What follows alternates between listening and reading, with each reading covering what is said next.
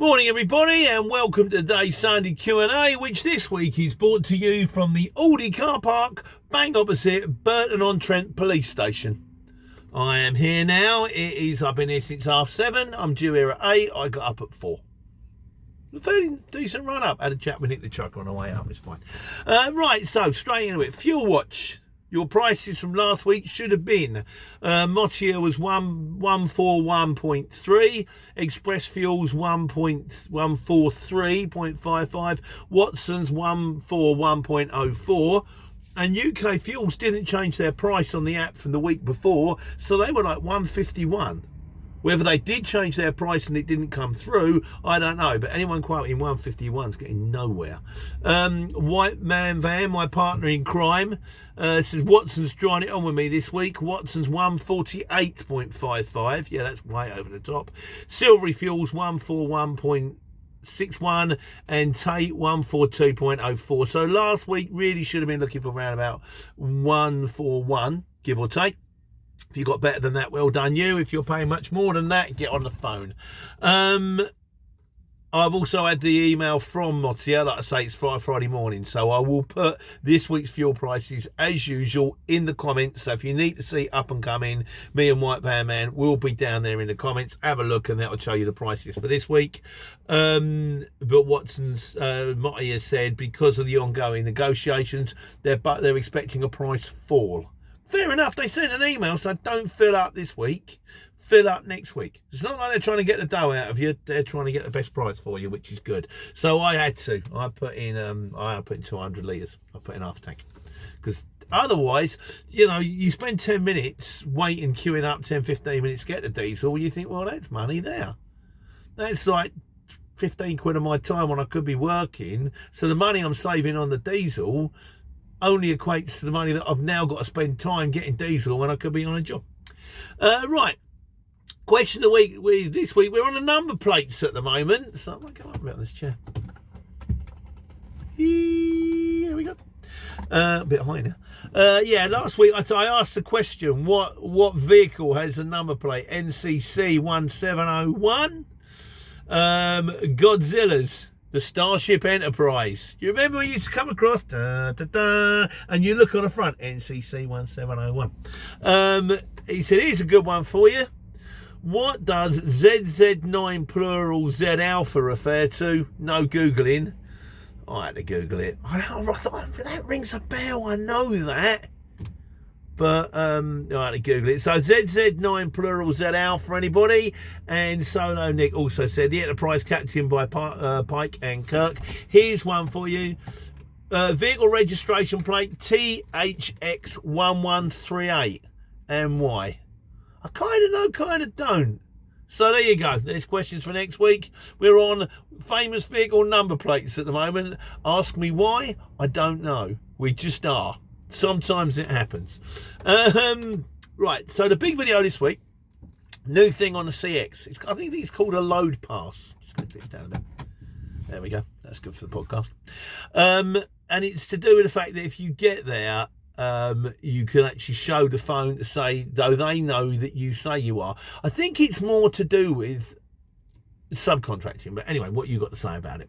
So Driven by Phil says a new thing on the CX was actually working this morning. Yeah, we kind of had a bit of a nightmare. Was it Monday when I think they had a server outage or something like that because the app was down for maintenance on Sunday, and Monday wasn't quite working properly. Trying to pull through I was kind of lucky because I had some jobs lined up. Trying to pull through a couple of invoices, wouldn't put it through, but they did sort it. I managed to do it subsequently. And a lot of people going, we can't post loads, we can't see loads, we can't see bids, which isn't brilliant. And it's down for maintenance again this Sunday. So let's hope that this day when they put it back online on Monday, it's better. Mark Smith said, this is to do with the load pass. Done this 3 to 4 weeks ago. Same load, same destination, no one asked. I did mention it at the second collection and destination, no one knew anything about it. So do you need to see me load pass? What? What's that, mate? Yeah, okay. My mate Lee, I keep meaning to ring. He said, I had it on a couple of jobs, but the second part has never worked. And unless they sort out the second phase, it will never work. It's the usual thing. The office don't pass on information to the guys in the warehouse. So the people in the office book the job, book the load pass, but don't tell the people in the warehouse there's a guy coming, and the warehouse people go, I know nothing about it, mate. Don't know what you're talking about. So, Sprinter Driver said load of nonsense, brought about by people in an office. Everything must be on the app. He said like, this is the finance. He's finance manager! Exclamation mark. Pay people, and he says people can't pay match payment to the CX, so the money gets sent back. Bank statements prove payment made. Subby's still chasing from a job from February. CX is the last resort to cover work. I know. I do what my customers require, not the CX. They need to keep their nose out. It is one of the things they're not going to. It's kind of their, and in my experience, it's their way or no way. So you kind of learn to adapt to work with them. It does work. As for what I tend to do, because there is a way, apparently, I've got to speak to Lee about this, that you can copy the code and put it into the wallet and it tells you what the invoice is. I've not had a problem, because every time I get paid, I get remittance advice, send on an email, and then you can go download it and you can actually see who's paid you. It's on the remittance advice. It's who's paid you, how much they've paid you, what the CX number is, so I can marry it up with a job. And I do that on a daily basis. I think if you got behind, if you did it at the end of the week or at the end of a month, it could be a bit tricky. But because I do mine on a daily basis, it's not tricky. And I've got the app on my phone and all that kind of stuff, so it kind of works out okay. But yeah, there we go. Buy72 said, he said, I've used it a few times. A lot more companies are using secure load pass. So maybe it's one of those things that's coming in. Maybe this is the early days, but it is going to happen. And Paul Glibberly Transport says, hi, I mentioned this on one of my vlogs last week. Did the trusted bit, but the collection never asked. If you do collect in Haverhill for Coley Express, you have to show the live app on your phone, and the collection point do ask. So maybe it's just something that's going to become the norm. From the plus side of things, it does mean that if you're like a proper member on a CX and you paid your membership and you've done your dues and you've got ahead and all that, it stops people just signing up and then handing out jobs to their mates on WhatsApp, which I did when I started. But when I did, I didn't even know it was a thing that you weren't supposed to do, and just text your mates and go and pick this up. Because you're going to turn up and go, that's not a picture on the phone, mate, sorry. So it will stop that. So it will protect people on the CX and Road membership, whether it will become a thing or not. Who knows? So yeah, like another fairly short one this week. We got Miscellaneous. This week's Miscellaneous is from Silkworm. Silkworm is my mate Dick, who lives across the road.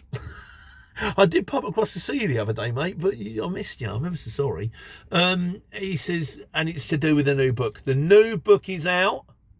You can follow the link if I put one up there, if I remember, or if you go type Pete the Trucker into Google, that will take you to my website. There's a link at the top of the website. There's also other links if you're thinking of joining the exchange. If you want insurance, there's ways to get in on that. You get a bit of a discount, maybe, if you're lucky. I don't know. I might get a kickback, maybe, if I'm lucky. I don't know. It's on there. Do it, don't do it. It's up to you. But he said about a new book, he said, this is his words. He said, what a great read your new book is, Peter. Bought it last week, finished it last night. Maybe not so good to live through, but an emotional, honest and compelling story of ups and downs of a driver just trying to get through it all. Keep going, mate. Your attitude and hard work deserve success from the man across the street, literally. That's been my old catchphrase when I was on the market. So I used to do the things for Chris Hawkins on Six Music in the morning, used to do reports, and the catchphrase was from the man on the street, literally. Because I was standing on a street, but doing my market trading thing. But yeah, thank you very much, Dick. I will pop across. I hope everything's right with you guys. So, and in conclusion this week, I'll keep it short because I'm going to get a phone call any moment to say that the guys turned up with the key to the back gate. Can you bring these chairs around the back, please? I hope so. Anyway, I'll get another job back from our plan is get another job back from Burton on Trent. I should hopefully be able to pick that up. What's it now? It's now 8 o'clock. Say I'm unloaded by 8:30, 9. just after 9:30, 9. Back in my kind of neck of the woods, hopefully around about lunchtime. Get that off and then get one ready, loaded to go Monday morning. So conclusion this week, WCB Overbooked. Shane Hardy says, listen to the podcast on Saturday morning, had to watch to see that what made no sense on the podcast. That's my phone call. Bye everybody, take care, take money.